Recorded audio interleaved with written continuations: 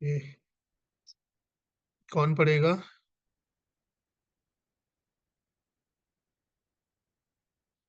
तो शालिनी माता जी का स्टार्ट, उसके बाद अदिति माता जी, फिर पवन प्रभु, फिर गौतम प्रभु। ओके, ठीक है। माता जी, शालिनी माता जी, आप स्टार्ट कीजिए। हरे कृष्ण प्रभु जी। हरे कृष्ण माता जी। कल ही व्रजमंडल दर्शन। कल ही के समान हम में से अनेक भक्तों ने मंगल आरती से पहले यमुना स्नान किया। यमुना में प्रातःकालीन स्नान आध्यात्मिक एवं शारीरिक दृष्टि से शक्ति प्रदान करने वाला अनुभव है। कुछ ही दिनों में हम ब्रज की इस निकटता से वंचित हो जाएंगे। इसीलिए इस समय हम इन विशेष क्षणों को यथासंभव अपनी चेतना में समेटने का प्रयास कर रहे हैं। यहाँ से जाने के बाद ये अनुभव हमारी स्मृति का पोषण करेंगे। तुलसी कीर्तन के बाद घोषणाएं हुई। आज भूगर्भ गोस्वामी शील लोकनाथ गोस्वामी के घनिष्ठ मित्र तथा श्री काशीश्वर पंडित का तिरुभाव दिवस है। हमने शील भूगर्भ गोस्वामी की जय, श्री काशीश्वर पंडित की जय कहकर अंतःकरण से इन महान वैष्णव संतों का जय घोष किया। परस्पर चर्चाएं करते हुए भक्तगण अदरक की गर्म चाय पी रहे हैं। हमने पड़ाव के बाहर अपना सामान रख दिया और प्रातः 6 बजे ब्रह्मांड घाट से निकलकर यमुना तट के साथ साथ उत्तर की ओर चलने लगे। आज का गंतव्य है श्रीमती राधा रानी का जन्म स्थान रावल, परंतु बीच में हम गोकुल ठहरे। यहाँ भगवान के जन्म एवं उनकी बाल्य लीलाओं से संबंधित अनेक स्थान हैं। गोकुल ब्रह्मांड घाट से लगभग आधा किलोमीटर दूर है और वास्तव में ये दोनों स्थान नंद भवन की आंगन का ही हिस्सा थे। इसीलिए हम समझ सकते हैं कि गोकुल तक पहुंचने के लिए हम जिस रास्ते से गुजरे, एक समय वहीं श्री कृष्ण घुटनों पर चले थे और उन्होंने अनेक खेल खेले। हम पहले ही बता चुके हैं कि नंद महाराज और गोकुलवासी श्री कृष्ण के 3 वर्ष एवं 4 महीने होने तक ही गोकुल में रहे। गोकुल में सबसे पहले हम उखल बंधन आए। उखल बंधन यमलार्ज यमलार्जुन भजन भंजन तीर्थ। यहाँ यशोदा माता ने कृष्ण को उखल से बांधा था और कृष्ण ने इसका बहुत आनंद लिया। यह पवित्र स्थान यमलार्जुन भंजन तीर्थ कहलाता है। भक्ति रत्नाकर। पिछले महीने हम प्रतिदिन भगवान दामोदर की आराधना कर रहे हैं और अब हम ठीक उसी स्थान पर पहुंचे हैं जहां वह लीला हुई थी। हम सब उस स्थान पर दामोदर लीला के प्रतिचिन्ह रूप रखे पत्थर के एक उखल के चारों ओर एकत्र हो गए। कुछ भक्त पूरी परिक्रमा के दौरान अपने साथ घी की बाती लेकर चल रहे थे।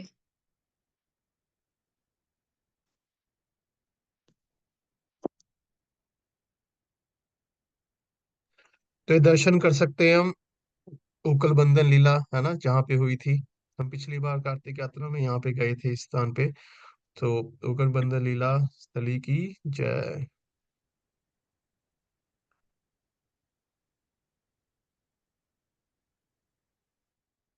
कार्तिक महात्म्य का पालन करते हुए वे मार्ग में आने वाले विभिन्न विग्रहों को दीप अर्पित करते, और चूंकि दीप अर्पित करने के संदर्भ में उखल बंधन स्थान हमारे लिए एक विशेष महत्व है, इसीलिए इन भक्तों ने अपने दीप प्रज्वलित किए और भक्ति भाव से दामोदर दामोदर अष्टकम गाते हुए यशोदा की उखल की आरती करने लगे। हम विचार करने लगे कि एक समय यहीं कहीं निकट विशाल यमलार्जुन वृक्ष भी खड़े होंगे। परिक्रमा व्यवस्थापन ने यहाँ हम सबके लिए ताजे मक्खन ताजे माखन से भरा एक विशाल पात्र लाकर रखा हुआ है। यह बाजार के पैकेटों में मिलने वाले नमकीन माखन नहीं, अपितु आज प्रातः काल गोकुल वासियों द्वारा मथा गया अत्यंत स्वादिष्ट माखन है। भरत प्रभु बचा हुआ माखन दबोचकर भाग खड़े हुए और कुछ भक्त माखन चोर कहते हुए उनके पीछे दौड़ पड़े, परंतु वास्तव में किसी को बुरा नहीं लगा। श्री कृष्ण की लीलाओं में बंदरों के समान हमने पूर्ण तृप्त होकर आज माखन खाया।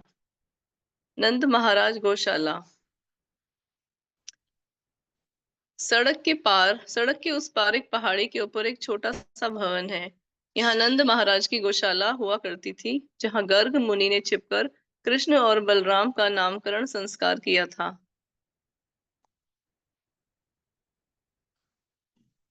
वसुदेव के निवेदन पर गर्ग मुनि नंद महाराज के घर आए। उन्हें देखते ही नंद महाराज जान गए कि वे एक महान संत हैं।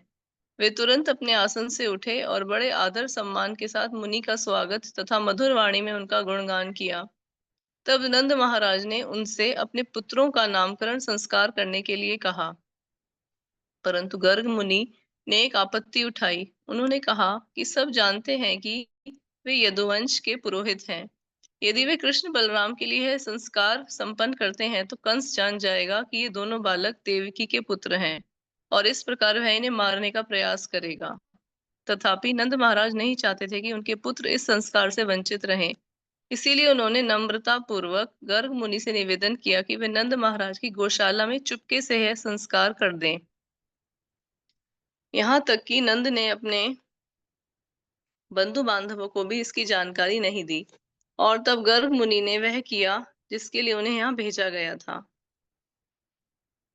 गर्ग मुनि बोले, रोहिणी का यह पुत्र अपने दिव्य गुणों द्वारा सारे संबंधियों एवं मित्रों को आनंद प्रदान करेगा, इसीलिए यह राम कहलाएगा। और चूंकि यह असाधारण बल का प्रदर्शन करेगा, यह बल के नाम से पुकारा जाएगा। इतना ही नहीं, चूंकि इसने वसुदेव एवं नंद महाराज के दो परिवारों को एक साथ मिलाया है, इसीलिए यह संकर्षण भी कहलाएगा। तुम्हारा पुत्र कृष्ण प्रत्येक युग में अवतार लेता है। पूर्व युगों में उसने श्वेत, रक्त तथा पीत ये तीन वर्ण धारण करके अवतार लिया था और अब यह श्याम वर्ण लेकर प्रकट हुआ है। अनेक कारणों से तुम्हारा यह सुंदर पुत्र पूर्व में कई बार वसुदेव के पुत्र के रूप में भी प्रकट हुआ है। इसीलिए विद्वान जन इस बालक को वासुदेव भी कहते हैं।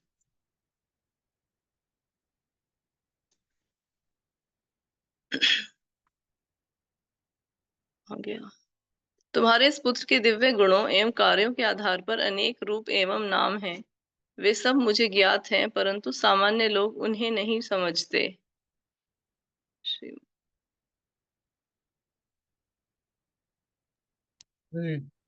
गर्गाचार्य जो है, गर्ग मुनि नामकरण कर रहे हैं कृष्ण और बलराम का यहाँ पे गौशाला में छुप के। सप्त समुद्र कूप। गौशाला के ठीक पीछे हमने नंद महाराज का कुआं दिखाई दिया, जो सप्त समुद्र कूप कहलाता है। इस कुएं में ब्रह्मांड के 7 समुद्रों का जल है। कहा जाता है कि चूंकि नंद महाराज वैश्यों के राजा की भूमिका निभा रहे थे, इसीलिए वे स्वयं को वैश्यों द्वारा अनजाने में किए गए पापों जैसे वृक्ष काटना इत्यादि से मुक्त होने के लिए इस कुएं के जल में स्नान करते थे। हमने एक छोटा रास्ता पकड़ा और एक पहाड़ी पर चढ़कर नंद भवन जा पहुंचे। नंद भवन। नंद महाराज की विशाल राजधानी अनेक सुंदर भवनों से सजी थी। महावन में जहां देखो विशाल भव्य द्वार थे। परम मंगल के धाम, दिव्य गुणों से युक्त, अजन्मे तथा अपने भक्तों को जन्म मृत्यु के चक्र से मुक्त करने वाले भगवान विष्णु इसी नगरी में जन्म लेकर धरती पर अवतार लिया। इसी नगरी में श्री ऐश्वर्य का दम्भ। हमारे परिक्रमा दल ने सीढ़ियां चढ़कर नंद भवन के विशाल द्वार के भीतर प्रवेश किया, परंतु हमें तुरंत वहां बने दर्शन मंडप में प्रवेश नहीं मिल सका। वहां पहले से ही यात्रियों का एक विशाल समूह बैठा था। पंडों ने द्वार बंद ही रखे और हम आंगन में पंक्ति लगाकर प्रतीक्षा करने लगे। प्रतीक्षा ने भगवान के घर में प्रवेश करने की हमारी उत्कंठा और अधिक तीव्र कर दिया। बाहर प्रतीक्षा करते हुए हम शील भक्ति विनोद ठाकुर द्वारा रचित एक मधुर गीत श्री नाम कीर्तन यशो यशो यशोमती नंदन व्रजवर नागर गाने लगे। हमने बंगाली कीर्तन दल के मृदंग एवं करताल वादक कीर्तन के साथ दक्षता पूर्वक अपने वाद्य बजाने लगे। श्री कृष्ण यशोदा मैया के पुत्र हैं। वे व्रज भूमि में निवास करने वाले दिव्य प्रेमी हैं। वे गोकुल वासियों को आकर्षित करने वाले कान्हा हैं। गोपियों के प्राण धन हैं। मदन कामदेव का मन हरने वाले तथा कालिया नाग का दमन करने वाले हैं। श्री नाम कीर्तन का पहला दिन कब भगवान हमें भीतर प्रवेश की अनुमति देंगे? हम अत्यंत आतुरता पूर्वक हरे कृष्ण कृष्ण कृष्ण हरे हरे, हरे राम राम राम हरे हरे का कीर्तन करने लगे। मैं श्री मैं श्री श्री निताई गौर सुंदर को निहारने लगा। आज वे अत्यंत आनंदित दिख रहे हैं, परंतु इसमें कोई आश्चर्य नहीं है। भक्ति रत्नाकर में वर्णन किया गया है कि जब श्री चैतन्य महाप्रभु नंद भवन आए थे, उन्होंने कैसा अनुभव किया था, साथ ही उन लोगों पर इसका क्या प्रभाव हुआ जो वहां उपस्थित थे। हे श्रीनिवास, श्री कृष्ण जन्मोत्सव के स्थान को देखकर इसी स्थान पर श्री चैतन्य महाप्रभु दिव्य प्रेम में भाव विभोर हुए थे। गहन प्रेम का अनुभव करते हुए वे नृत्य कीर्तन में मग्न हो गए और अपनी कृपा वितरित करते हुए उन्होंने सबके हृदयों को मोहित कर लिया। चारों दिशाओं से आए लोग श्री चैतन्य महाप्रभु के दिव्योन्माद को देखकर भगवान हरि के पवित्र नामों का कीर्तन करने लगे। ये कोई साधारण सन्यासी नहीं, अपितु स्वयं श्री कृष्ण हैं। यह जानते हुए उन लोगों की आंखों से आंसू बहने लगे। भगवान के दिव्य प्रेम के प्रभाव से लोग उन्मत्त हो उठे और आनंद में भाव विभोर हो भूमि पर गिर पड़े। श्री गौरचंद्र के कार्यों को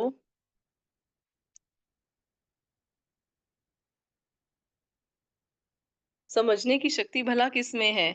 इस प्रकार महावन आनंद का विशाल समुद्र बन गया। पिछले 25 वर्षों से श्री श्री निताई गौर सुंदर प्रत्येक वर्ष हमारे साथ गोकुल आए तथा उसी आनंद का अनुभव कर रहे हैं। वस्तुतः उनके आनंद में निरंतर असीमित रूप से वृद्धि होती रही है। बस हम ऐसे ही अभागे हैं जो प्रत्यक्ष इन लीलाओं का दर्शन नहीं कर पा रहे हैं। कब वह दिन आएगा जब हम गोकुल में श्री श्री निताई गौर सुंदर के नृत्य नृत्य कीर्तन का प्रत्यक्ष दर्शन करके भाव विभोर हो भूमि पर गिर पड़ेंगे। कब हम उन गोकुल वासियों के समान सौभाग्यशाली बनेंगे। जय माता जी। Thank you. जी, थैंक यू प्रभु जी। हरे कृष्णा। हरे कृष्णा। अदिति माता जी। हरे कृष्णा प्रभु जी। हरे कृष्णा। अंत द्वार खुल गए। अब हम और प्रतीक्षा नहीं कर सकते थे। हम सब भीतर दौड़े। काम्यवन के 84 खंभों के समान नंद भवन भी 84 भव्य खंभों पर टिका है। कहा जाता है कि इनमें से प्रत्येक खंभा 84 लाख योनियों में से 1 लाख योनियों का प्रतिनिधित्व करता है। उन खंभों का आलिंगन कर हमने उनकी परिक्रमा की और यह प्रार्थना की कि इससे 84 लाख योनियों में हमारी यात्रा समाप्त हो सके। नंद भवन के भीतर एक बड़ी वेदी है, किंतु इस समय पर्दे लगे हैं और दर्शन बंद है। यहाँ के पंडों के पास अपने माइक हैं, इसलिए हमें यहाँ बोलने का अवसर नहीं मिला। उन्होंने श्री कृष्ण एवं बलराम जन्म से संबंधित लीला सुनाई और फिर अपनी विभिन्न वस्तुओं के लिए आर्थिक सहयोग के लिए आवाहन करने लगे, जैसे जन्माष्टमी महोत्सव, गो सेवा इत्यादि। अंततः मंदिर के पर्दे खुले। हमने श्री विग्रहों को प्रणाम किया और तृप्त होकर उनके दर्शन किए। नंद महाराज एवं यशोदा माता के सुंदर विग्रहों के बीच बलराम जी के काले विशाल विग्रह हैं। पीछे एक पालने में खड़े होकर बांसुरी बजा रहे गोपाल के विग्रह हैं। पालने से एक डोरी बंदी है। हम बारी बारी से उसे खींचकर गोपाल को झूला झुलाने लगे। पंडू ने हमें उदार हृदय से दान देने के लिए प्रेरित किया और इस बात पर बल दिया कि गोकुल श्री बलराम का जन्म स्थान भी है। तब उन्होंने हम सबको भगवान की प्रसन्नता हेतु हंसाया। सभी ने इसका आनंद लिया। ऐसा कुछ समय होता रहा। दर्शन के पश्चात उन पंडों ने हमारे हाथों में थोड़ा प्रसाद दिया और हम वहां से बाहर आने लगे। देर से पहुंचे भक्त अब खंभों का आलिंगन कर रहे हैं। हमने यहाँ बाहर रखी कुछ अन्य मूर्तियों के दर्शन किए। एक मूर्ति यशोदा माता की है, जिसमें वे एक बड़ी मटकी में दही मथ रही हैं।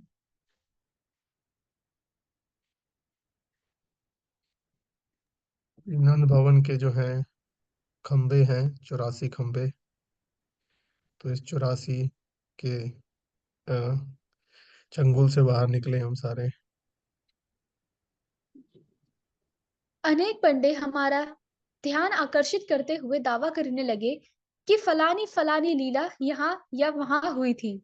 नंद भवन एवं गोकुल में भगवान की अनेक दिव्य लीला स्थलियां हैं। सर्वप्रथम नंद भवन ही वह स्थान है जहाँ मथुरा में जन्म लेने के पश्चात भगवान श्री कृष्ण आए थे। श्रीमद् भागवतम से हम समझते हैं कि जिस समय वसुदेव भगवान को गोकुल लेकर जाने लगे, कंस के सारे पहरेदार सो गए और कारागार के द्वार ऐसे खुल गए मानो चमत्कार हुआ हो। तब वसुदेव ने यमुना पार की। गोकुल पहुंचने पर उन्होंने देखा कि वहां सारे गोप ग्वाले भी गहरी नींद में सो रहे थे। वसुदेव ने सावधानी पूर्वक कृष्ण को माता यशोदा के पास बिस्तर पर सुला दिया और उनकी नवजात पुत्री को उठाकर कंस के कारागार लौट आए। वहां पहुंचकर उन्होंने पुनः अपने पैरों में बेड़ियां डाल ली। यशोदा प्रसव पीड़ा से इतनी थक गई थी कि वे पूरी घटना के दौरान सोती रहीं। उन्हें इस बात का मान मान भी नहीं था कि भान भी नहीं था कि उनकी नवजात संतान पुत्र है या पुत्री, अथवा किसी ने बाहर से आकर उसकी संतान को बदल लिया है।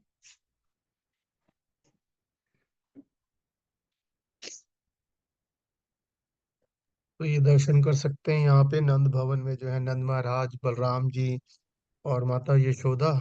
और यहाँ पे नीचे जो है गोपाल के जो विग्रह हैं, जो बलराम जी के एक्चुअली नीचे आते हैं।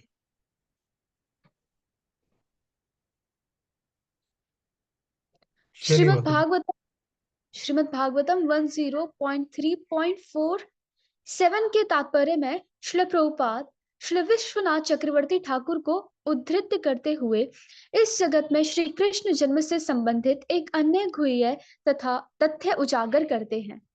जन्माष्टमी के दिन अर्धरात्रि के समय कंस के कारागार में भगवान अपने चतुर्भुज रूप में वसुदेव देवकी के सम्मुख प्रकट हुए।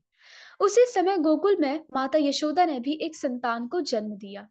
यह शिशु स्वयं भगवान श्री कृष्ण थे, जबकि कंस के कारागार में प्रकट होने वाले भगवान श्री कृष्ण के चतुर्भुज विष्णु रूप थे। इसलिए हमारे पूर्ववर्ती आचार्य कहते हैं कि कृष्ण का जन्म मथुरा में नहीं अपितु गोकुल में हुआ। श्रील जीव गोस्वामी उल्लेख करते हैं कि पहले जब नंद एवं यशोदा की पुत्र प्राप्ति की इच्छा पूरी हुई थी, उस समय नंद महाराज के हृदय से यशोदा माता के हृदय में यह स्थानांतरण हुआ था।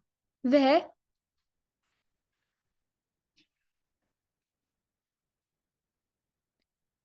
स्थानांतरण एक संतान का नहीं वरन 2 संतानों का हुआ था।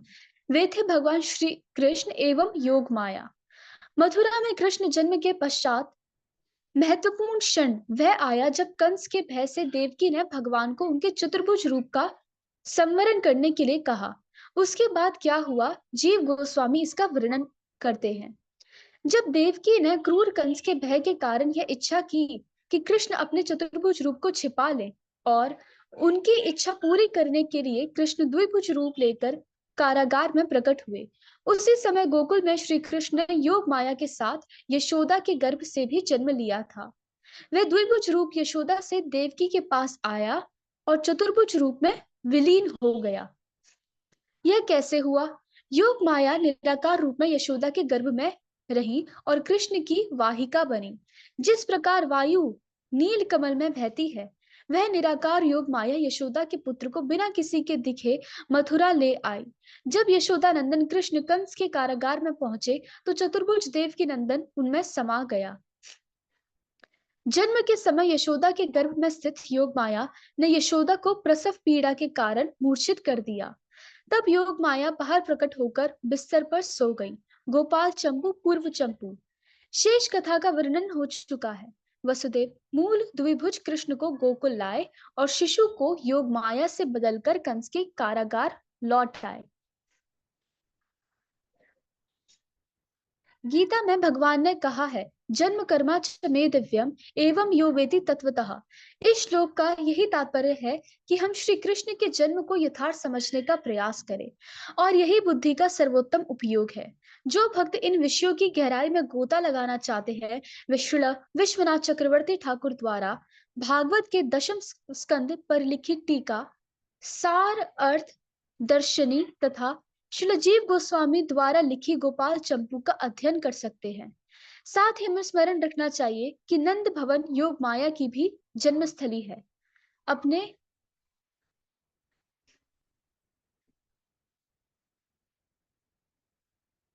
अवतरण से पूर्व श्री कृष्ण ने योग माया को व्रज भूमि में जन्म लेने के लिए कहा था।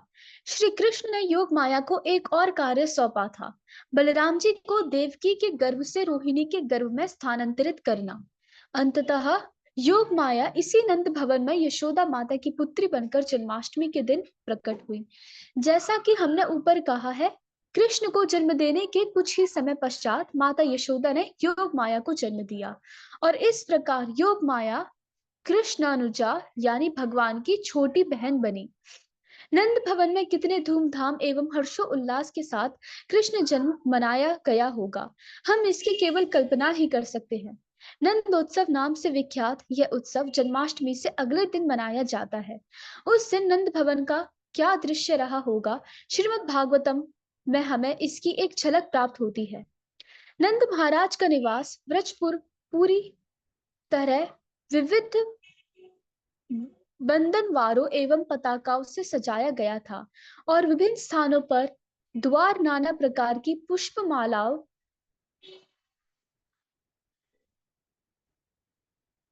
वस्त्रों तथा आम की पत्तियों से सजे थे। आंगनों, मार्गों के निकट द्वारों तथा घर के कमरों में रखी प्रत्येक वस्तु को अच्छी तरह झाड़ बुहार कर पानी से धोया गया था। श्रीमद् भागवतम। यह मंगल समाचार सुनते ही व्रज के स्त्री पुरुष सुंदर परिधान एवं आभूषण पहनकर सजने संवरने लगे। उल्लसित हृदय से वे नाना उपहार लेकर नंद भवन की ओर चले। रोहिणी देवी सुंदर वस्त्र आभूषण पहनकर उत्सव में आई हुई स्त्रियों का स्वागत करती हुई यहाँ वहां आ जा रही थी। गोपियों ने शिशु कृष्ण को आशीर्वाद दिए और उनके दिव्य शरीर पर हल्दी, तेल तथा जल का मिश्रण छिड़का। धीरे धीरे उत्सव में आनंद बढ़ने लगा और गोपगण एक दूसरे पर दही, रबड़ी तथा माखन फेंकने लगे। श्री प्रभुपाद लिखते हैं, इस कथन से हम समझते हैं कि 5000 वर्ष पूर्व न केवल खाने पीने के लिए प्रचुर मात्रा में दूध, दही, माखन इत्यादि होता था, अपितु उत्सवों के दौरान वे मुक्त रूप से उन्हें एक दूसरे पर फेंककर खेलते भी थे। मानव समाज में दूध, दही, माखन आदि दुग्ध उत्पादों का कितना प्रयोग होता था, इसकी कोई सीमा नहीं थी। प्रत्येक घर में दूध का प्रचुर भंडार रहता था और इसकी सहायता से लोग विभिन्न उत्पाद बनाया करते।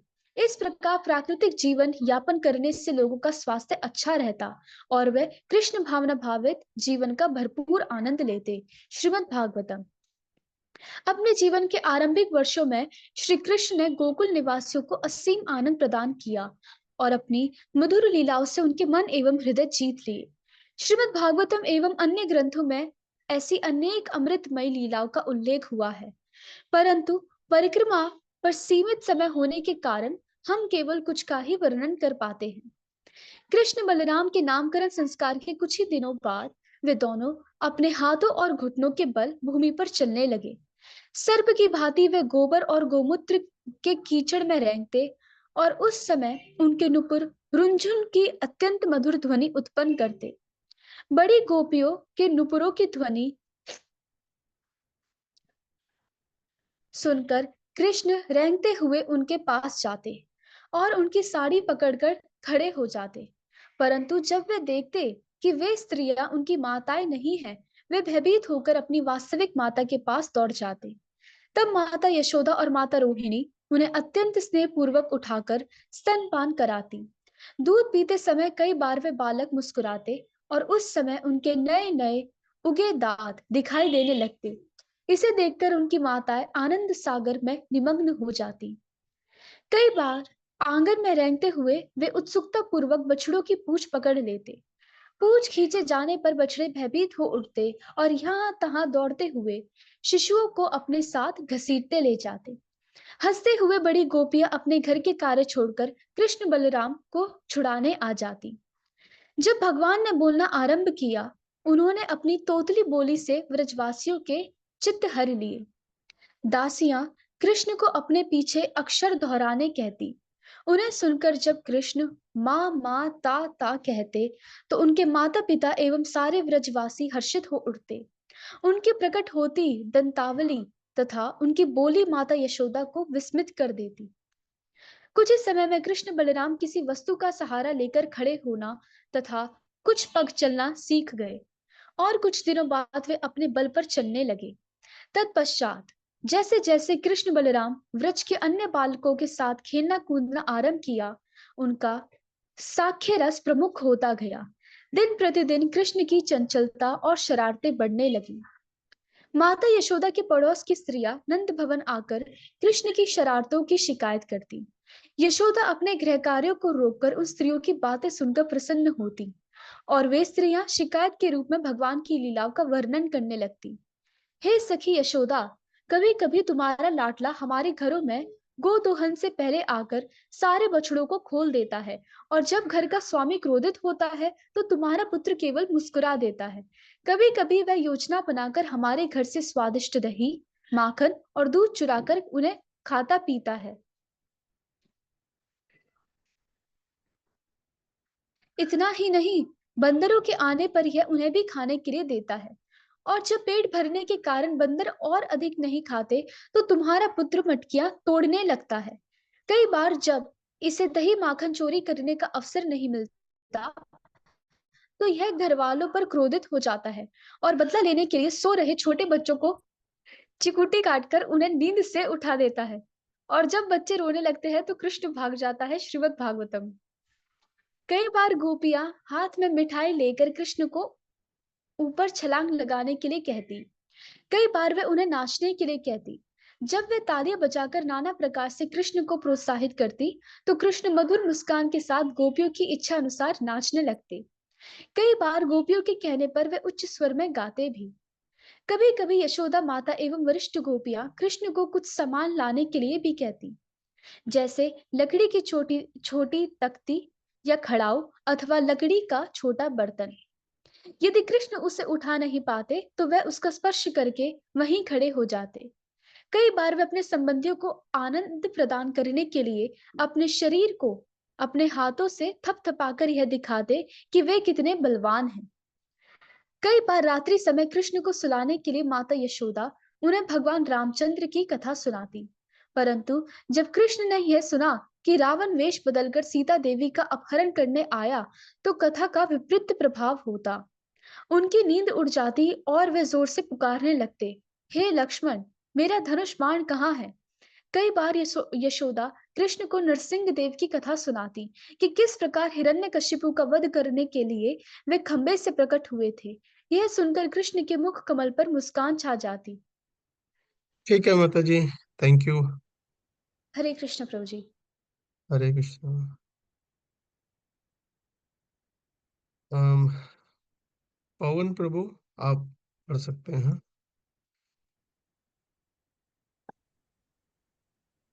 सोते समय कई सोते समय कई बार कृष्ण देवताओं से बातें करते और यह सुनकर यशोदा चिंतित हो जाती।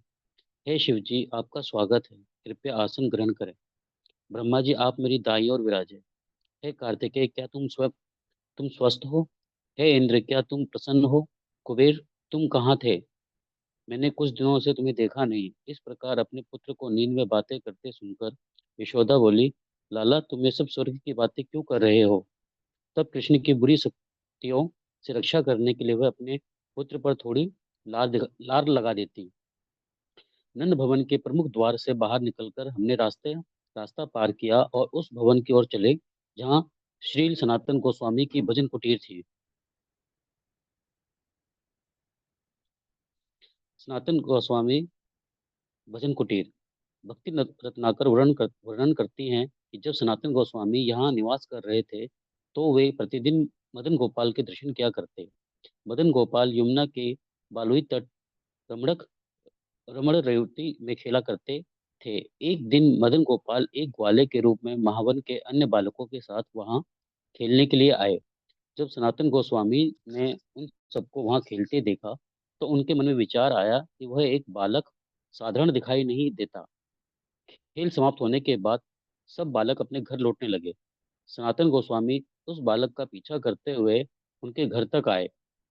उन्होंने उस बालक को मंदिर में प्रवेश करते देखा, परंतु जब सनातन गोस्वामी ने मंदिर में प्रवेश किया तो उन्हें वह ग्वाल बालक कहीं दिखाई नहीं दिया।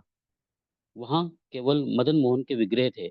विग्रह को प्रणाम कर बिना किसी से कुछ कहे सनातन गोस्वामी अपने घर लौट आए। मदन गोपाल पूरी तरह सनातन गोस्वामी के भक्ति एवं प्रेम द्वारा नियंत्रित थे। भक्ति रत्नाकर, जिस भवन में सनातन गोस्वामी की भजन कुटीर है, उसी भवन के भूतल में पाताल देवी का मंदिर है और वहां जाने के लिए कुछ सीढ़ियां उतरनी पड़ती है।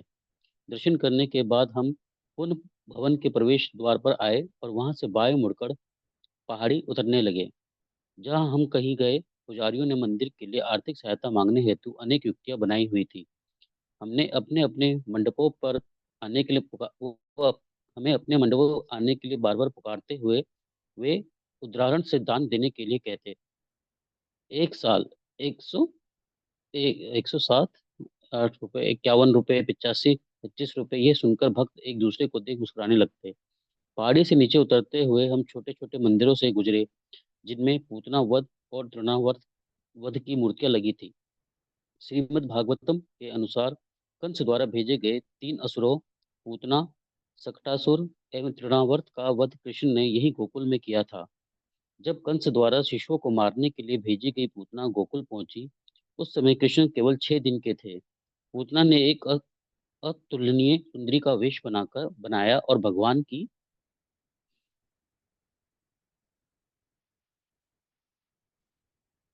आंतरिक शक्ति ने ऐसा व्यवस्था की जिसमें वह निर्वर्त नंद भवन में प्रवेश कर सके। पूतना अपने विष अलोपित स्तन श्री कृष्ण को पिलाकर उन्हें मारने की योजना बना रही थी, परंतु सर्वव्यापी भगवान श्री कृष्ण उस पर क्रोधित हो गए। उन्होंने अपने दोनों हाथों से उसके स्तन दबाते हुए न केवल विष आपूर्ति पूतना के प्राण भी चूस लिए। श्री कृष्ण ने पूतना के असहनीय बिंदु को इतनी जोर से दबाया कि वह चिल्लाने लगी, छोड़ दो मुझे, छोड़ दे, मेरे स्तन मत चूस। पसीने से तर उसकी आंखें चौड़ी खुल गई और अपने हाथ पैर पटकती हुई वह बारंबार उच्च स्वर में रोने लगी। पूतना की प्रचंड चीख से समस्त पर्वतों के साथ पृथ्वी तथा सारे ग्रह एवं अंतरिक्ष डगमगाने लगे, पर समस्त निम्न लोक एवं दिशाएं कांप उठी और लोग इस आशंका से भूमि पर गिरने लगे कि उनके ऊपर बिजली गिर पड़ी हो।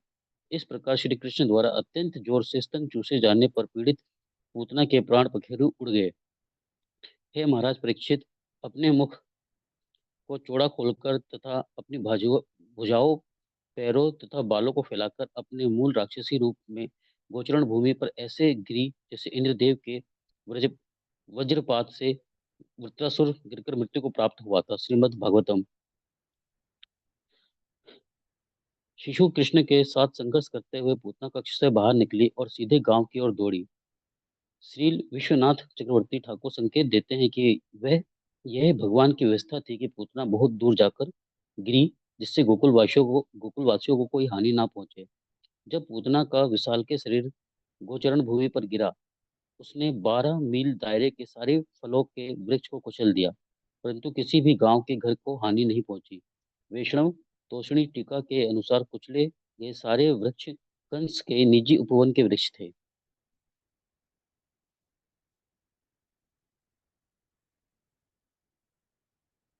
जिस दूसरे असुर का वध श्री कृष्ण ने किया था वह सकटासुर, जो एक छकड़े का रूप लेकर आया था। जब कृष्ण 3 महीने के हुए तो वह करवट बदलने लगे। ये देखकर माता यशोदा ने एक महोत्सव का आयोजन किया। ये उत्थान कहलाता है। अपने बालक को स्नान कराने के बाद यशोदा ने ब्राह्मणों को आदर सत्कार किया और उन्हें प्रचुर मात्रा में अन्न तथा अन्य खाद्य पदार्थ, वस्त्र तथा गाय दान में दी। जब ब्राह्मण अनुष्ठान कर रहे थे, माता यशोदा ने देखा कि बालक को नींद आ रही है। पहले उन्होंने बालक को अपनी गोद में उठा लिया और एक स्थान पर बैठ गई, जिससे श्री कृष्ण की नींद में बाधा न आए। परंतु उन्हें अपने घर पर आए अतिथियों पर भी ध्यान देना था, इसलिए उन्होंने ध्यानपूर्वक कृष्ण को आंगन के कोने में की खड़ी की एक हाथ गाड़ी के नीचे सुला दिया। माता यशोदा उस समय श्री उस समय कृष्ण के साथ लेट गई, जिससे बालक को अच्छी नींद आ जाए। जब उन्होंने देखा कि कृष्ण गहरी नींद सो गए हैं, वे धीरे से उठी और अतिथियों की सेवा में व्यस्त हो गई। कुछ ही देर में श्री कृष्ण जग गए। उन्हें भूख लगी थी और माता का स्तनपान करने के लिए वे रोने लगे, परंतु उत्थान समारोह के कार्यक्रम में व्यस्त रहने के कारण माता यशोदा को कृष्ण की रोने की आवाज सुनाई नहीं दी। खिन्न होकर कृष्ण अपने पैर ऊपर हवा में फेंकने लगे, जिससे उनका पैर ऊपर हाथगाड़ी को जा लगा।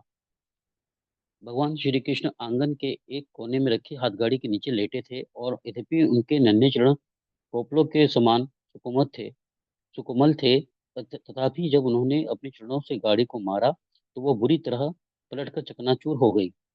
पहिए धुरी से अलग थलग हो गए और उसका लट्ठा एवं आरे टूटकर गिर पड़े। हाथ गाड़ी का विभिन्न धातुओं से बने अनेक छोटे बर्तन रखे थे और वे सब यहाँ वहाँ बिखर गए। वास्तव में भगवान ने स्तनपान कराने करने हेतु अपनी माता का ध्यान आकर्षित करने के बहाने एक अन्य उद्देश्य पूरा किया। उस हाथ गाड़ी में श्री कृष्ण को मारने के लिए कंस द्वारा भेजे गए एक असुर सकटासुर ने प्रवेश कर लिया था। जब भगवान ने लात मारकर उस हाथ गाड़ी को चकनाचूर कर दिया, सकटासुर का आश्रय बिखर गया और वह असुर बलात् भूमि पर आ गिरा। गर्ग संहिता में वर्णन है कि पूर्व जन्म में सकटासुर उच्चक नामक एक असुर था। वह हिरण्याक्ष का पुत्र था और उनका शरीर शरीर अत्यंत विशाल था। एक दिन लोमश लोमस मुनि की कुटिया के पास विचरण करते हुए उत्कच ने कुछ वृक्ष तोड़ डाले। लोमस मुनि क्रोधित हो उठे और उत्कच को भूत बनने का श्राप दे दिया। मुनि के मुख से श्राप निकलते ही उत्कच का स्थूल शरीर गिर पड़ा। अपने सूक्ष्म शरीर से उत्कच लोमश मुनि के चरणों पर गिरकर क्षमा मांगते हुए एक शरीर की याचना करने लगा। असुर के सच्चे मन से की गई याचनाओं को सुनकर लोमस मुनि शांत एवं प्रसन्न हो गए। वे अपने शाप को वापस नहीं ले सकते थे, इसलिए उन्होंने उत्कच को एक वरदान दिया। शाप के प्रभाव से उत्कच को कुछ समय स्थूल शरीर के बिना रहना होगा, परंतु व्यवस्थ मनवंतरण में वह भगवान के चरण कमलों के स्पर्श से मुक्त हो जाएगा। और जब श्री कृष्ण ने हाथगढ़ी को लात मारी तो लोमस मुनि के वचन सत्य हो गए। श्रीमद् भगवत के अनुसार गोकुल में श्री कृष्ण द्वारा मारा गया तीसरा असुर तृणावर्त वर्तासुर था। कृष्ण के पहले जन्मोत्सव के कुछ दिनों बाद यशोदा माता उन्हें अपनी गोद में लेकर थपथपा रही थी। माताओं के सम्मान वे अपने लाडले पुत्र को हवा में धीरे उछालती और फिर पकड़ लेती। आनंदित हो कृष्ण हंस रहे थे और उन्हें हंसता देख यशोदा को हृदय प्रसन्न हो गया। जब माता और पुत्र खेल रहे थे, सहसा कृष्ण का भार बढ़ने लगा। उनका भार इतना बढ़ गया कि यशोदा के लिए उनका भार सहन करना कठिन हो गया। ना चाहते हुए भी यशोदा ने कृष्ण को नीचे रख दिया। उन्हें लगा कि कदाचित कोई असुर या भूत उनके पुत्र में प्रवेश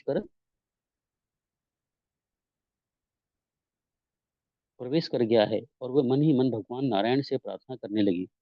कृष्ण को वही आंगन में छोड़कर वो ब्राह्मणों से सहायता मांगने के लिए वहां से चली गई। उनके द्वारा अनुष्ठान किए जाने के बाद यशोदा ने अपने गृहस्थ कार्यों में उनके द्वारा अनुष्ठान करने के बाद किए जाने के बाद यशोदा अपने गृह कार्यों में व्यस्त हो गई। श्रील प्रभुपाद टीका में लिखते हैं कि श्री कृष्ण जानते थे कि तृणावत उन्हें यशोदा की गोद से ले जाने के लिए आ रहा है। वे नहीं चाहते थे कि असुर उनकी माता को किसी प्रकार की हानि पहुंचाए, इसलिए उन्होंने स्वयं को ब्रह्मांड जितना भारी बना लिया, जिससे माता यशोदा को उन्हें नीचे रखना ही पड़ा। साथ ही तृणावर्तासुर के वहां आने का अवसर भी प्रदान कर रहे थे। इस प्रकार भगवान एक ही साथ दो कार्य साध रहे थे, अपनी माता की रक्षा तथा पुनः उनकी गोद में आने से पहले पूरे व्रज की निःशुल्क हवाई यात्रा का आनंद। विश्वनाथ ठाकुर विश्वनाथ चक्रवर्ती ठाकुर श्री कृष्ण के मनोभाव को उजागर करते हैं। कृष्ण ने सोचा कि माता यशोदा मुझे केवल थोड़ा सा ऊपर उछालती है, परंतु मैं तो आकाश की ऊंचाइयों में खेलना चाहता हूँ। कृष्ण प्रतीक्षा करने लगे और तृणावर्त एक बवंडर का रूप लेकर कृष्ण को आकाश में ले उड़ा। भगवान के कार्य अत्यंत अद्भुत हैं। वे अपनी माता की गोद से में असहनीय रूप से भारी बन गए थे, जिससे माता उन्हें नीचे रख सके। परंतु जब तृणावर्त आया तो वे तिनके से भी अधिक हल्के बन गए, जिससे वह असुर सरलता पूर्वक उन्हें उठा सके। बवंडर से पूरे गोकुल में आंधी तूफान उठ खड़ा हुआ। चारों ओर गहन अंधकार छा गया। प्रचंड वायु कानों को बहरा किए जाती थी। गोकुलवासी स्वयं अथवा एक दूसरे को ना देख पाने के कारण अत्यंत व्यथित हो उठे व्यथित हो उठे। जब माता यशोदा ने देखा उनका पुत्र आंगन में नहीं है, तो वे भूमि पर गिरकर कातर स्वर में रुदन करने लगी। कुछ देर में आंधी थमी और माता यशोदा के रुदन को सुनकर अन्य गोपियां वहां आई। जब उन्होंने देखा कि श्री कृष्ण वहां नहीं है, वे सब शोक करने लगी। श्री कृष्ण उन सबों के जीवन एवं प्राण जो थे। इसी बीच रणवत कृष्ण को ऊंचे आकाश में ले आया। उसके बाद जो हुआ वह असुर की योजना अनुसार नहीं था। श्री कृष्ण ने अपना भार बढ़ाना आरंभ किया। कुछ ही देर में तृणावर्त के लिए उन्हें उठाए रखना कठिन होने लगा और उसकी गति थम गई। परंतु भगवान का भार बढ़ता ही गया। तृणावर्त को लगा मानो उसने कोई विशाल पर्वत या लोहे का विशाल खंड उठाया हुआ है। उस भार से दबकर वह धरती की ओर गिरने गिरने लगा। अपनी विकट परिस्थितियों को भांपकर उसने कृष्ण को नीचे फेंकने का प्रयास किया, परंतु कृष्ण ने उसकी गले को कसकर पकड़ा हुआ था। चाहते हुए भी तृणावर्त उन्हें अपने शरीर से अलग नहीं कर सका। कृष्ण ने उनके गले को इतना कसकर पकड़ा कि उनका उसका दम घुटने लगा। उसकी ना तो आवाज निकल रही थी और ना ही वो अपने हाथ पैर हिला पा रहा था। उस, उसकी आंखें बाहर निकल पड़ी। इस प्रकार उस असुर के प्राण उड़ गए। वह बालक को साथ लेकर तेजी से व्रज की धरती पर आ गिरा। वहां गोपियां एकत्रित होकर कृष्ण के लिए शोक कर रही थी और उनके सामने वह असुर एक विशाल चट्टान पर गिर गया। उसके अंग ऐसे छिन्न भिन्न हो गए मानो भगवान शिव के बाणों द्वारा भेदा गया त्रिपुरासुर हो। श्रीमद् भगवतम गर्ग संहिता के अनुसार तृणावर्तासुर अपने पूर्व जन्म में पांडु देश का शक्तिशाली राजा शस्त्र शास्त्र था। वह साक्षात धर्म धर्मप्रयाण तथा भगवान का भक्त था। एक दिन जो रेवा नदी के तट पर 1000 सुंदर स्त्रियों के संग आनंद ले रहा था, दुर्वासा मुनि वहां से गुजरे, परंतु सहस्त्र शास्त्र छ ने उनका आदर सम्मान नहीं किया। फलतः दुर्वासा क्रोधित हो उठे और उसने उन्हें असुर बनने का शाप दिया। राजा तुरंत पश्चाताप करते हुए दुर्वासा के चरण कमलों में गिर पड़ा और क्षमा याचना करने लगा। तब दुर्वासा मुनि ने उन्हें आशीर्वाद देते हुए कहा, हे राजन, भगवान श्री कृष्ण के स्पर्श से तुम्हें मुक्ति प्राप्त होगी। इस शाप का कारण साक्षात सत्य तृणावर्तासुर न बना और इस लीला के दौरान भगवान के दिव्य शरीर के स्पर्श से उसकी मुक्ति हुई। ठीक गोकुल है में ऐसी प्रभु जी। अद्भुत लीला। ठीक है पवन प्रभु, थैंक यू। ठीक है माता जी, तमन्ना माता जी। हरे कृष्ण प्रभु जी। हरे कृष्ण माता जी। गोकुल में ऐसी अद्भुत लीलाएं रही कृष्ण गोकुल में ऐसी अद्भुत लीलाएं रही श्री कृष्ण की। वस्तुतः इन कथाओं को कहने की कोई सीमा नहीं है, क्योंकि स्वभाव से भगवान के कार्यों का यश असीमित, अतुलनीय, रूप से मधुर तथा हृदय के लिए परम आकर्षक होता है। चलते समय हम चर्चा करने लगे कि भगवान बलराम भी गोकुल में ही प्रकट हुए थे। ऊपर सीढ़ियां चढ़कर हमारे बाईं ओर स्थित जगन्नाथ मंदिर के साथ ही योग माया देवी का मंदिर है। कहा जाता है भगवान बलराम उसी स्थान पर प्रकट हुए थे। जैसा कि हम पहले बता चुके हैं, भगवान कृष्ण ने अपने जन्म से पूर्व योग माया को आज्ञा दी थी कि वे श्री बलराम को देवकी के गर्भ से रोहिणी के गर्भ में स्थानांतरित कर दें। श्री कृष्ण श्री कृष्ण के आगमन हेतु देवकी के गर्भ को उपयुक्त बनाने के लिए भगवान बलराम पहले देवकी के गर्भ में आए। वह कार्य करने के पश्चात वे अपनी शाश्वत माता रोहिणी देवी के गर्भ में प्रविष्ट हुए।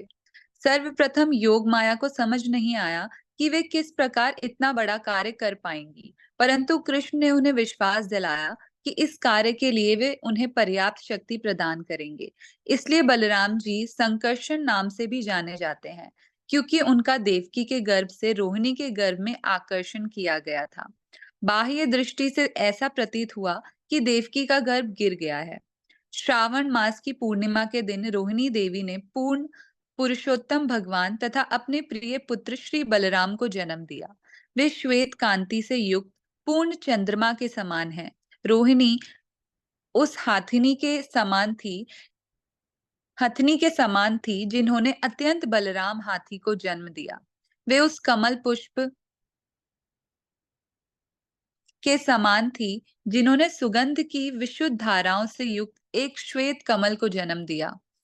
उनका पुत्र समस्त सद्गुणों एवं पूर्ण ज्ञान से युक्त था। जो भी उनके विषय में सुनता उसका मंगल होता। रोहिणी ने श्री बलराम को जन्म दिया, जिनका मुख चंद्रमा के समान है, नेत्र बिजली के समान, केश वर्षा ऋतु के मेघों के समान, शरीर का वर्णन शरद ऋतु के श्वेत बादलों के समान तथा तेज सूर्य के समान। दिव्य बालक होने के नाते ये सब उपयुक्त उपमाएं हैं। श्री बलदेव की जय। रोहिणी देवी के प्रिय पुत्र की जय। गोकुल से जाते समय हम खिले फूलों से लदे एक वृक्ष से गुजरे। प्रातःकालीन सूर्य किरणें हमारे सिरों को चूम रही थीं। अब हम गोकुल से 1 किलोमीटर दूर स्थित रमन रेती की ओर जा रहे हैं। रमन रेती। रमन रेती का अर्थ है रमणीय अथवा आनंद प्रदान करने वाली रेती। कृष्ण बलराम यहाँ अनेक क्रीड़ाओं का आनंद लिया करते थे। यहाँ स्थित एक मंदिर में अनेक साधु निवास करते हैं। मंदिर में एक बड़ी गौशाला भी है।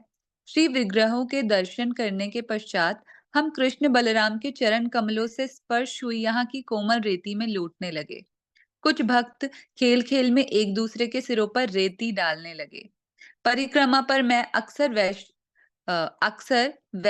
वैश्वियों से कहता हूँ कि वे इस रेती को दुकानों पर मिलने वाले कॉस्मेटिक पाउडर के स्थान पर उपयोग कर सकती हैं।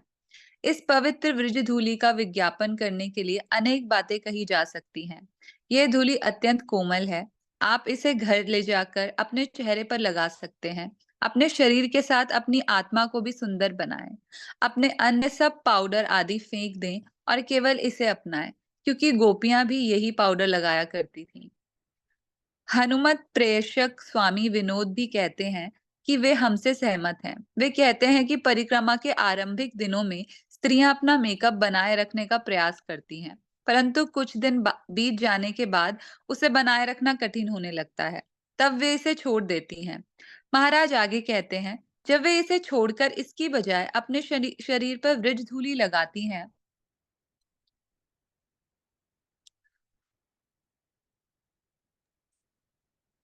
तो तो वे हम सब भी लौट सकते हैं यहाँ पे रमन रेती में। हाँ, तो आई डोंट नो आप से कितने भक्तों ने एक्चुअल में रमन रेती में इस प्रकार से वहाँ की जो रेत है, रेती है, बहुत ही महीन और एक आनंद है वहाँ पे।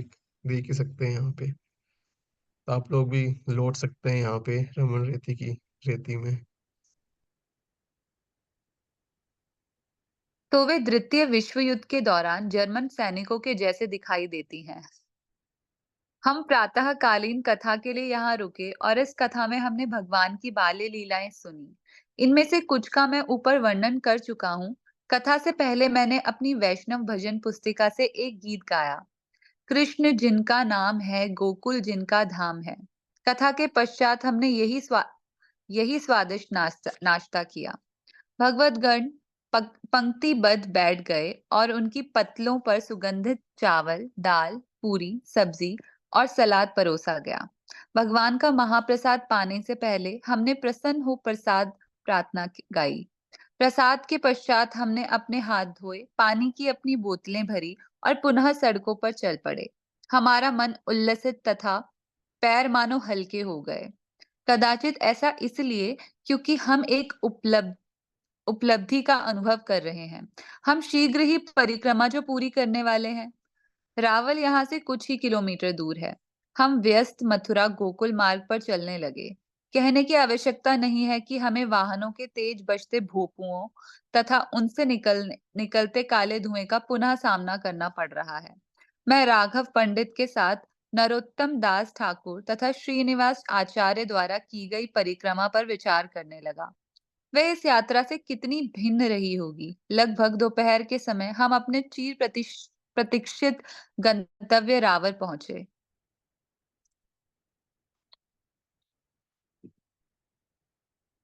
रावल पूर्व काल में मुख्य रावली के नाम से विख्यात रावल श्रीमती राधा रानी की दिव्य प्रकट स्थली है। हे श्रीनिवास, रावल को देखो जहां महाराज वृषभानु आनंद पूर्वक निवास करते हैं। यही श्री राधिका प्रकट हुई और उनके दिव्य प्राकट्य से यह संपूर्ण जगत हर्षोल्लास से भर उठा।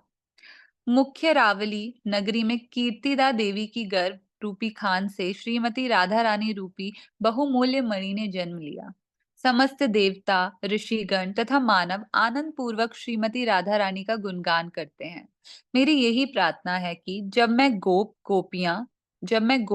गोपियों तथा सुरभि गायों से युक्त महाराज वृषभानु की नगरी मुख्य रावली में प्रवेश करूं, तो मैं दिव्य आनंद एवं प्रेम की प्रचंड बाढ़ में डूब जाऊं। तो यहाँ पे हम दर्शन कर सकते हैं जो मुख्य मंदिर है वहाँ पे, लाडली लाल मंदिर है वहाँ पे जो विग्रह है। हाँ, और अभी आई थिंक एक विग्रह और है यहाँ पे जो उनके राधा रानी के छोटे मतलब बाल्य रूप के विग्रह भी हैं, तभी आएगा। रावल का प्रमुख लाडली लाल मंदिर एक अत्यंत रमणीय एकांत स्थान में स्थित है। यह प्रमुख मार्ग से 1 किलोमीटर दूर तथा यमुना के निकट है। हमने प्रमुख मार्ग से बाएं मुड़कर एक संकरा मार्ग लिया और ऊंची घासों, खेतों तथा अनेक कटीले रास्तों को पार करके रावल पहुंचे। विशेष दर्शन प्राप्त करने के लिए कुछ न कुछ मूल्य चुकाना ही पड़ता है। श्री लाडली लाल के दर्शन मनोहारी हैं। श्री मूर्तियां सामान्य मूर्तियों से छोटी तथा गोलमुखी हैं। उनके प्रेम भरी मुस्कान एवं करुणा भरी दृष्टि हमारे हृदयों को मधुरता से भर देती है। कुछ ही समय पूर्व मंदिर में श्रीमती राधा रानी की बाल राधा रूप में एक मूर्ति स्थापित की गई है। उसका रूप और मुद्रा प्रचलित लड्डू गोपाल जैसे हैं और ना जानने वाले लोग भूल से उन्हें लड्डू गोपाल ही मान बैठते हैं। परिक्रमा भक्त दान देने के लिए अलग से रखी धनराशि में से कुछ अंतिम नोट और सिक्के निकालकर दान पेटी में डालने लगे। तब हम मंदिर के ही निकट डाले गए अपने पड़ाव की ओर चल पड़े। अपने खेमों में पहुंचकर हमने अपना सामान संभाला और कुछ देर विश्राम किया। दोपहर बाद हम पुनः लाडली लाल मंदिर के निकट एक छोटे उद्यान में श्रीमती राधा रानी के दिव्य प्राकट्य एवं उनकी महिमाओं का श्रवण करने के लिए एकत्र हुए। सामान्य दिनों की अपेक्षा आज हमारा दोपहर का प्रसाद थोड़ी देर से हुआ। हर वर्ष की भांति इस वर्ष भी रावल में परिक्रमा भक्तों के लिए एक विशाल भोज का आयोजन किया गया। कथा के पश्चात प्रसाद से भरे ट्रक की प्रतीक्षा करते हुए भक्त परस्पर संग का लाभ लेने लगे।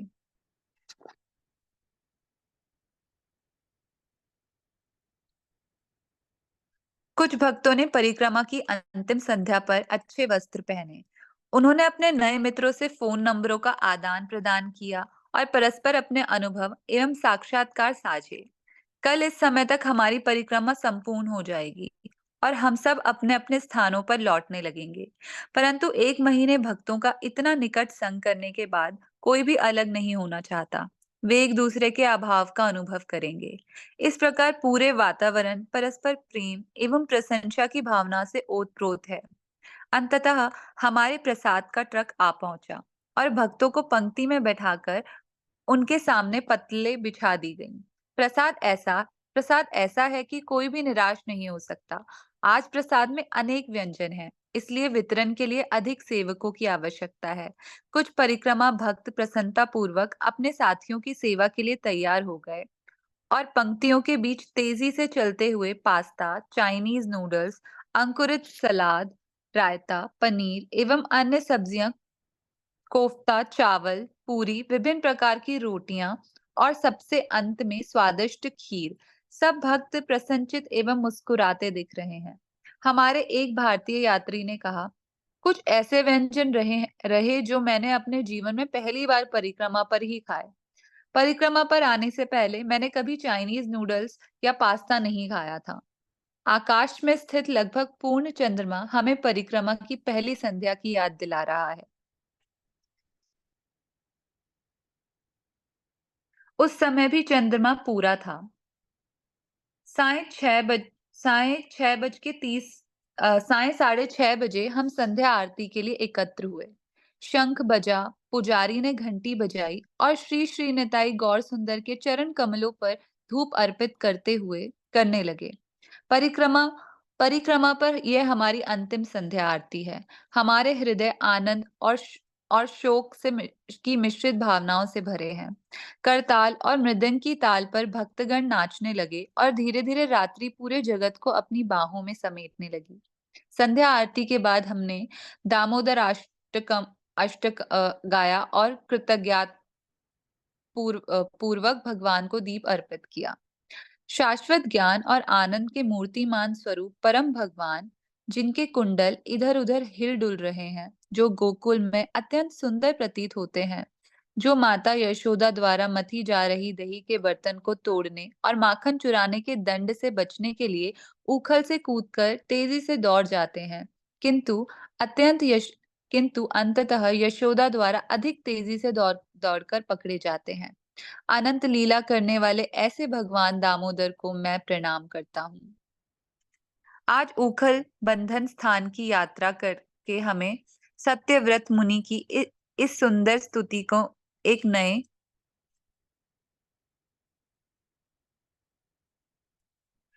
दृष्टिकोण से देखने का अवसर मिला। यह ब्रजमंडल परिक्रमा का जादू है। अब हम श्री कृष्ण की लीलाओं से संबंधित जो कुछ सुनते हैं, उससे जुड़े स्थान को मन में देख भी सकते हैं। कदाचित यहाँ जाकर हमने अनजाने में उसी धूलि को स्पर्श अथवा अपनी सांसों में भीतर लिया, जो माता यशोदा द्वारा कृष्ण के पीछे दौड़ते समय उनके चरण कमलों द्वारा उठी थी। वैसे इस संसार में कहीं भी रहें, हरे कृष्ण हरे कृष्ण के कीर्तन एवं भगवान की दिव्य लीलाओं का श्रवण करने से हम इन अद्भुत स्थलों की यात्रा कर सकते हैं। यदि हम गंभीरता पूर्वक इन कार्यों को करते हैं, तो हमारा श्रवण अधिकाधिक गहन होता जाएगा, इतना गहन कि हमारा चित्त बारंबार ब्रिज में लौटने के लिए उत्कंठित होने लगेगा। ठीक है माता जी, थैंक यू। हरे तो कृष्ण प्रभु। सभी का हृदय उत्कंठित हो ब्रज के लिए, यही हमारे जीवन का लक्ष्य है। सारे श्रवण कीर्तन का यही लक्ष्य है ना। तो आज हम रावल पहुंच गए हैं, कल और दर्शन करेंगे रावल में, और फिर वहां से मथुरा होते हुए वृंदावन वापस श्री श्री कृष्ण बलराम मंदिर पहुंच जाएंगे। कल कार्तिक का लास्ट दिन भी है। तो मेरा रिक्वेस्ट है सभी भक्तों से, हाँ, कि सभी कल पक्का ज्वाइन करें। यात्रा भी होगी, साथ में कुछ है ना अनुभव भक्त शेयर कर सकते हैं। और आगे के लिए क्या है, कुछ उससे रिलेटेड भी इंफॉर्मेशन रहेगी। तो मेरा रिक्वेस्ट है कल सभी भक्तों से कि सभी जो है जरूर ज्वाइन करें कल। ठीक है, तो बहुत बहुत धन्यवाद सभी भक्तों का उत्साह से भाग लेने के लिए। कार्तिक